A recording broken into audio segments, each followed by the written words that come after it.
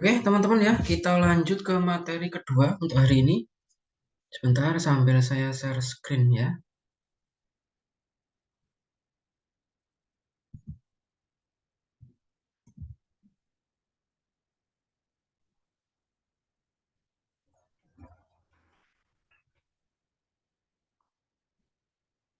Nah, materi kedua kita hari ini. Nah, ini mana? Oh, ini. Kita bicara tentang Grab. Tulisannya Grab gini ya. Nah, mungkin Anda kenal istilah grafik atau graphic design. Dengan ngomong gitu. Itu dari ini. Atau bahasa Indonesia ini grafis. Nah, gini. Grafis ini, jadi kata kuncinya ya, atau basic pemahaman kita, grafis ini adalah gambar. Jadi struktur data graf atau struktur data gambar ini pada dasarnya adalah ilustrasi. Di dalam komputer nggak dibahas. Komputer nggak bisa memproses data yang bagian ini. Data graf dia tidak bisa memproses. Tapi graf ini adalah ilustrasi kita sebagai manusia, maksudnya ngono ya. Ilustrasi kita dalam fungsi humanity kita sebagai manusia untuk menyelesaikan masalah. Nah, gitu. Jadi sekali lagi, Grab, struktur data Grab digunakan untuk menyelesaikan masalah dengan cara membuat ilustrasi. Jadi ada ya cara menyelesaikan masalah itu dengan dipikir juga ada, digambar juga ada. Tapi ada kalanya juga sebuah masalah itu mampu terselesaikan dengan ilustrasi. Grab itu, nah kita mulai masuk ke materinya. Grab disingkat atau notasi ya kita sebut ya, notasi. Selain ada istilah Grab, dia juga ada istilah V dan ada istilah E. Berarti G ini adalah Grab itu sendiri, kemudian V itu adalah vertex. Vertex itu apa nanti ya? Kemudian yang E ini adalah edge. Kalau edge itu biasanya tepian atau pojokan atau ujung itu kita sebut edge. Nah, contohnya gini, Grab itu kan pada dasarnya cuma bundar-bundar gini saja. Nah, cuma gini saja. Satu foto ini kita sebut sebagai Grab. Vertex itu ini garis. Oh sorry, vertex itu ya bundar-bundar ini. Nah, atau bulatan ini ya. Bulatan-bulatan ini kita sebut sebagai vertex. Baru yang kayak benang ini menghubungkan satu dengan yang lain, ini kita sebut sebagai edge atau penghubung. Nah, kayak benang ini. Jadi menghubungkan satu dengan yang lain. Kita sebutnya sebagai edge atau penghubung. Nah, kita udah kenal masing-masing notasinya. Graph itu apa, vertex apa, edge juga apa. Sehingga sekarang kita masuk ke notasi. Misalkan kita disuruh bikin graph. Dia cara melukiskannya adalah dengan G sama dengan kurung kurawal. Di dalam G terdapat apa? V dan E. Nah, seperti ini. Kemudian kita deskripsikan V-nya. Ingat, V adalah bunderannya. Nah, ini bunderan-bunderan ini namanya V. Misalkan kita deskripsikan V-nya 0, 1, 2, 3. Kita awal dari 0 ya. 1, 2, 3, 4. Di sini papat. Cuman notasinya kita awali dari 0. G sudah, V sudah, kemudian kita bikin E-nya. E adalah penghubung. Jadi misal V, nah caranya Dia menghubungkan A dengan B, misal berarti E pertama menghubungkan 0 dengan 1. Terus yang kedua menghubungkan 0 dengan 2, misal ya. Kemudian menghubungkan 0 dengan 3. Kemudian saya tambah lagi, misalnya menghubungkan 1 dengan 2. Baru tutup kurung. Nah, tugasnya seperti ini. Baru kita bikin grafnya. Vertexnya ada berapa ini? 1, 2, 3, 4. Misal ya, saya bikin 1. Ini berarti angka 0. Ini angka 1. Ini angka 2. Ini angka 3. Wes ya, jelas ya. 0 sudah ada. 1, angka 2, dan angka 3. Oke. Kemudian kita bikin edge-nya, edge-nya. Menghubungkan 0 dan 1. Berarti di sini. Terhubung 0 dan 1. Menghubungkan 0 dan 2. Berarti di sini 0 dan 2. Menghubungkan 0 dan 3. Nah, begini. Menghubungkan 1 dan 2. 1, 2. Nah, begini. Kalau 3 nggak ada hubungannya, tidak apa-apa. Karena di tugasnya tidak ada perintahnya. Jadi gitu ya, cara membacanya. Cara membaca dan membuat grafnya. 01 menghubungkan 0 dan 1. 02 menghubungkan 0 dan 2. 03 menghubungkan 0 dan 3. 1 dan 2 menghubungkan 1 dan 2. Oke, sebenarnya sudah lunas nih. VE, V-nya terdiri dari ini. 0, 1, 2, 3. Oke, E-nya 1, 2, 3, 4. Ada 4 garis. 1, 2, 3, 4. Nah, oke. Jadi, ini sudah kita sebut sebagai G atau graf. Nah, bentuknya graf atau bentuknya graf ini macam-macam ya, teman-teman. Tergantung pada tugasnya seperti apa. Yang diperintahkan seperti apa. Kalau diperintahkan kayak gini ya kita bikin grafnya seperti ini. Nanti misalkan diperintahkannya yang lain ya kita ngikutin sesuai yang dikatakan dalam. Nah, begitu. Misal kita contoh kedua ya, bikin graf kedua. Di mana G adalah V dan E. Ingat ya, kurung-kurung awalnya. Kita diskusikan dulu V. Nah, misal perintahnya V. Kita misalkan 5 biji. 1, 0, 1, 2, 3. Nah, kurang satu lagi 4. 1, 2, 3, 4, 5. Berarti 5 bundaran ya nanti ya. G, V, kemudian E. Misal perintah E adalah menghubungkan 0 dan 1. Kemudian menghubungkan 0 dan 3. Kemudian menghubungkan 3 dan 4. Misal. Kemudian menghubungkan 0 dan 4. Nah, misalnya seperti ini. Oke, kita bikin G. V-nya dulu. Ada 0. 0. 1, 2, 3, 4. Oke. Kemudian E-nya, Edge-nya kita lihat.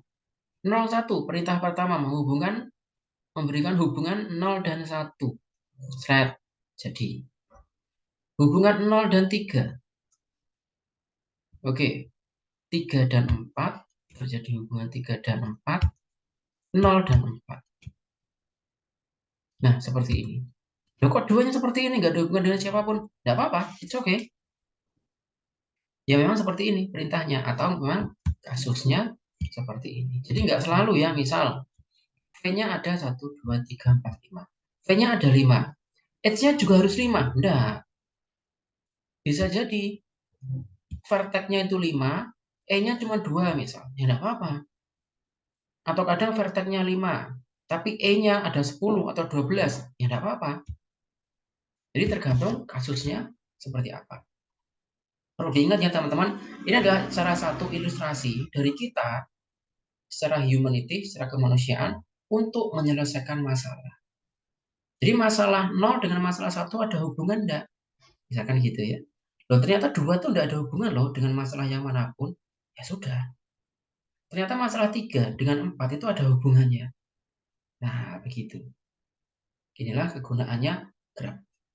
Kembali ke awal yaitu untuk menyelesaikan masalah dengan cara ilustrasi. Nah, gitu. Jadi seperti tidak apa-apa nih. Dua-duanya kok ketinggalan sendirian lagi, ya tidak apa-apa. Memang kasusnya seperti itu kok.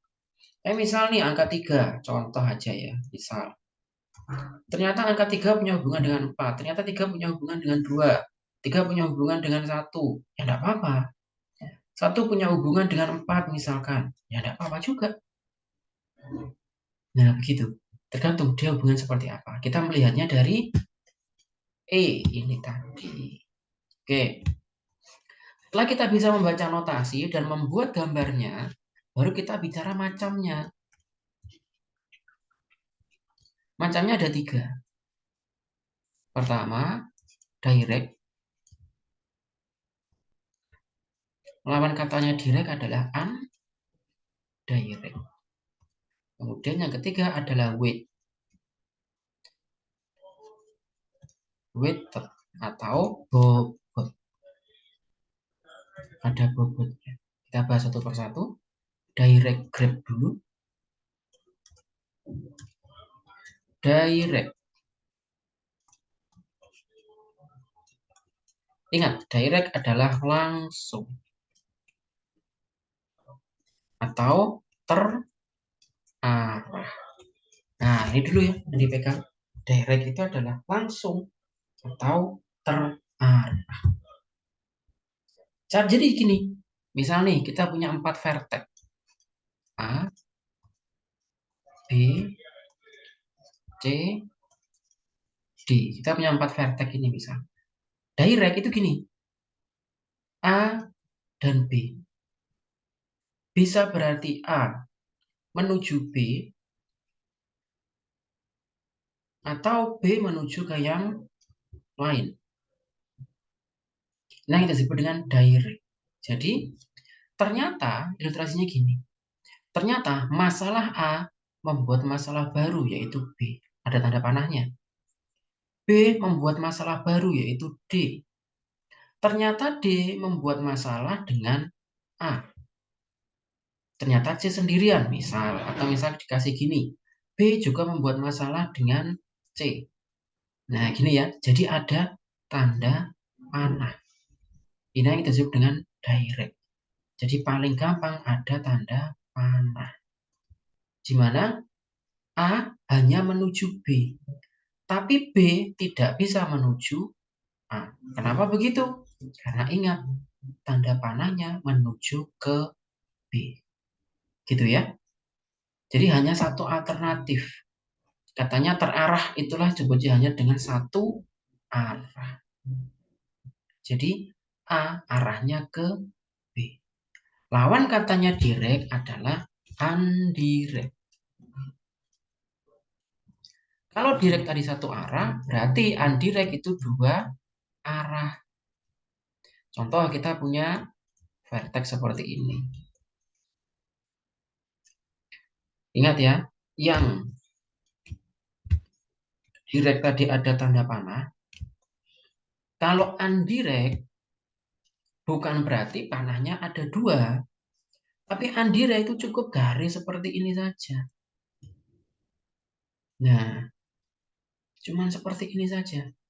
Ini maksudnya, meskipun nggak ada tanda panah ya, bisa berarti A menuju B, atau juga bisa B menuju A. Bukan berarti harus kita kasih panah double ya. Karena kalau panahnya double, notasi terlalu banyak juga membingungkan juga. Nah gitu, jadi undirect, ingat tidak ada tanda panah. Yang ada panah adalah direct, terarah, ada arahnya, jelas. Undirect bisa 2, jadi A ke B atau B ke A. A bisa ke C, tapi C juga bisa kembali ke A. Nah inilah undirect. Kemudian ciri yang ketiga yaitu tentang weight atau bobot. Ada yang menyebut weight, ada yang menyebut weighted. Bobot. Ilustrasinya gini, kita punya beberapa ya vertex kita. Nah, misal seperti ini, undirect. Kemudian ada angka-angkanya. Di tiap edge ini ada angka. Jadi misal A dan B, B dan A. A dan B ini misal, oh bobotnya telu. A dan C bobotnya 5. B dan C bobotnya 7 misal. Mana yang akan diselesaikan terlebih dulu? Tergantung studi kasusnya.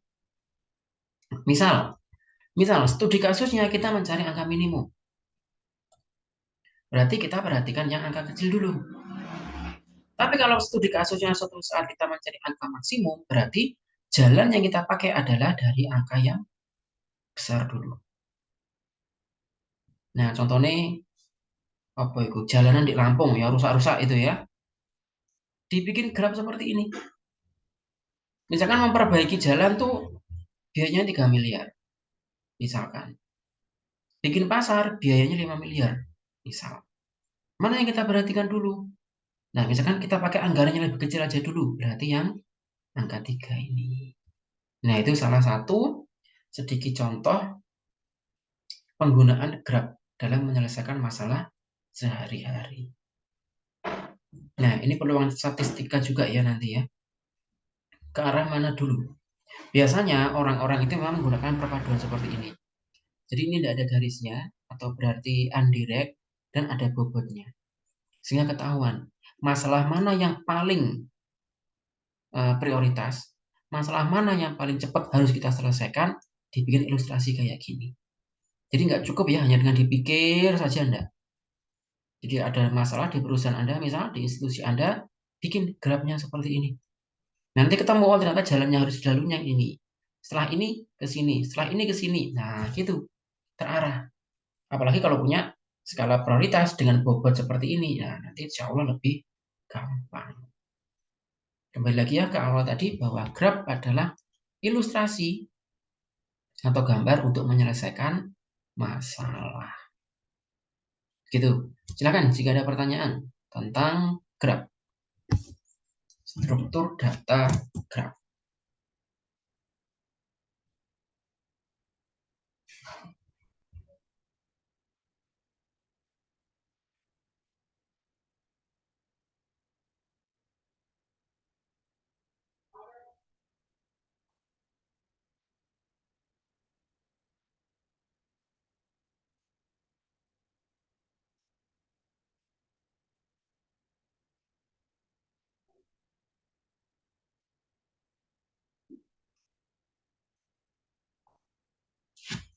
Oke, tidak ada clear untuk graf.